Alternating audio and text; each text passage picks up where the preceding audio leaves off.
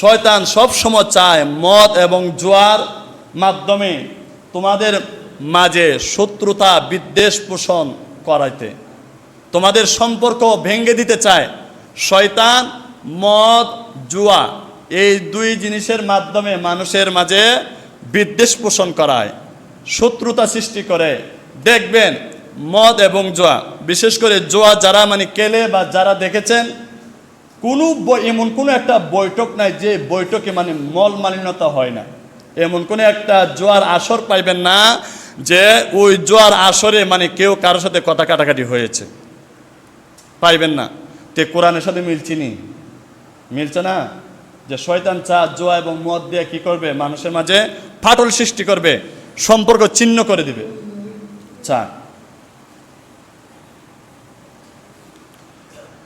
এর চেয়ে বড় যে বিষয়টা শয়তানে করতে চান, আনজিকিরিল্লাহ। শয়তান মদ ও জুয়ার মাধ্যমে চায় আল্লাহর স্মরণ থেকে গাফেল রাখতে। ওয়া আনিস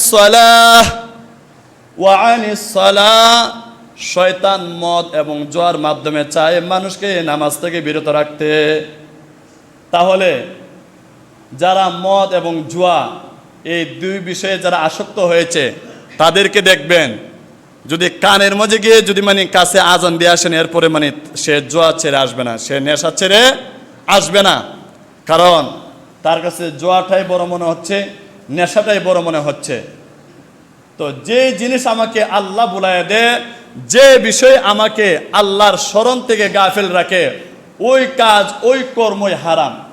যে কাজ, যে বৈঠক, যে বিষয় আমাকে আল্লাহর স্মরণ থেকে এবং আল্লাহর নামাজ থেকে আমাকে বিরত রাখে, ওই কাজকর্ম করাটাই কি হারাম। এই কাজকর্মটা করাই কি হারাম।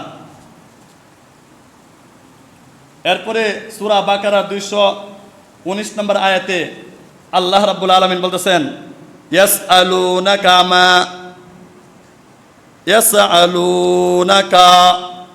আনিল খামরি ওয়াল মাইসির।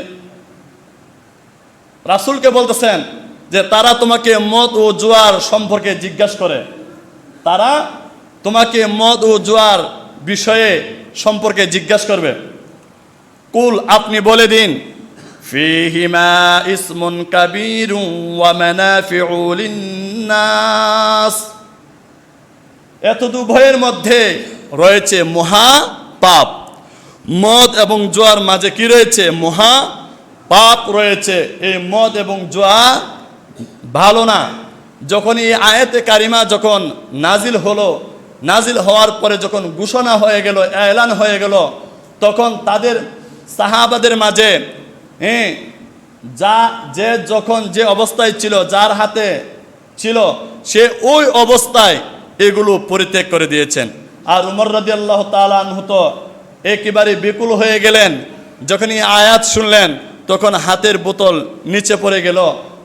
অর্থাৎ এক কথায় সাহাবাদের মাঝে বা যারা নেশাগ্রস্ত ছিল, এই আয়াত নাজিল হওয়ার আগে, এই আয়াত নাজিল হওয়ার আগের কথা বলতেছি, তো যে অবস্থায় ছিল, যার হাতে, কারো হাতে পেয়ালা ছিল, বোতল, যার হাতে যা ছিল, তাৎক্ষণিক তারা এগুলো পরিহার করে দিলেন, ত্যাগ করে দিলেন।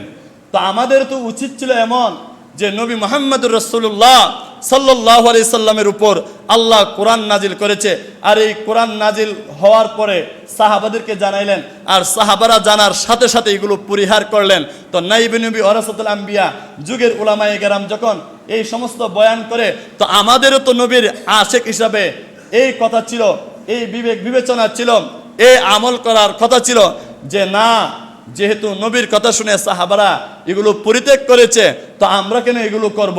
তো দেখা গেছে সমাজে যত বেশি আলোচনা হচ্ছে গুনার ব্যাপারে, ততই গুনার দিকে মানুষ ধাবিত হচ্ছে।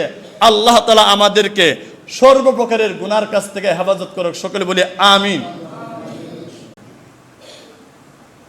নাসাই শরীফের একটি হাদিস আমি বলেই শেষ করে দিচ্ছি। নাসাই শরীফের মাঝে একটি হাদিস রয়েছে, আল্লাহ রাসূল সাল্লাল্লাহু আলাইহি সাল্লাম বলেন, ইবনে আব্বাস থেকে বর্ণিত, যে জুয়া, মদ এবং ঈমান একসাথে হতে পারে না। মদ, জুয়া এবং ঈমান এই তিন জিনিস একসাথে হতে পারে না।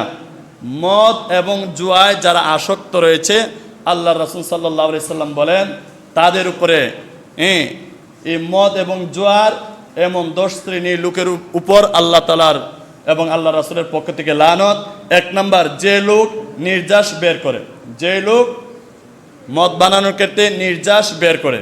দুই নাম্বার, প্রস্তুতকারক, একজনে তৈরি করে না, যে প্রস্তুত করে বা তৈরি করে।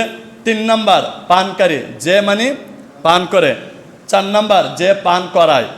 বন্ধু, আমার বাড়িতে আসছো, আমার অনুষ্ঠানে আসছো, গায়ে হলুদে আসছো, তো এক গ্লাস খেয়ে নাও আর জাহান্নামটা কামাই করে নাও, নারীর প্রতি আসক্ত হয়ে যাও। বলে কি বলে না? তারাই বলবে একদিন, হাই রে, আমি যদি দুনিয়াতে অমুককে বন্ধু না বানাইতাম, আমি যদি দুনিয়াতে অমুককে বন্ধু না বানাইতাম, আমি যদি মুহাম্মাদের পথ অনুসরণ অবলম্বন করতাম, তাহলে আজ আমাকে জান্নাতের মদ খাওয়াইতো, জান্নাতের দুধ পান করাইতো। তাহলে 4 নম্বর হলো যে পান করায়। 5 নম্বর, আমদানিকারক। 6 নম্বর, যার জন্য আমদানি করা হয়। আর মদ, গাঁজা, হিরোইন এগুলো যারা সেবন করে, দাপটশালী ব্যক্তি, তারা গেলে এগুলো সরাসরি ক্রয় করে না। সমাজের অবুঝ শিশু যারা রয়েছে, অবুঝ ছেলেফেলে যারা রয়েছে, তাদের মাধ্যমে এগুলো সরবরাহ করে। আল্লাহ তাআলা এর জন্য তাদেরকে আখিরাতে শাস্তি দিবে, আল্লাহ তাআলা মাফ করুক। 7 নম্বর, বিক্রেতা, যে বিক্রি করে, যে বিক্রেতা করে। 8 নম্বর, যে ক্রেতা, যে ক্রয় করে। 9 নম্বর, সরবরাহকারী। 10 নম্বর, এর লভ্যাংশ ভোগকারী। তাহলে আল্লাহ তাআলা আমাদেরকে জিনা, মদ, জুয়া এগুলো থেকে যেন আল্লাহ তাআলা আমাদেরকে হেফাজত করে। যদি কেউ মনে করে যে না, কোরআনের আলোচনা কোরআনেই থাকুক, আমি আমার জায়গায় থাকি। হ্যাঁ, সর্বশেষ কথা হচ্ছে, আমাকে আপনাকে যিনি কোরআন থেকে বয়ান করছে ওনাকেও আল্লাহর কাছে যেতে হবে, যারা শুনেছে তারাও যেতে হবে, কর্তৃপক্ষ যারা রয়েছে তারাও যেতে হবে। সেদিন বোঝা যাবে, সেদিন দেখা যাবে কার কি অবস্থা। যদি মানো কোরআন তাহলে পাবে সম্মান, যদি না মানো কোরআন হবে তুমি অসম্মান। আল্লাহ তাআলা প্রত্যেককে সম্মানী বানাক।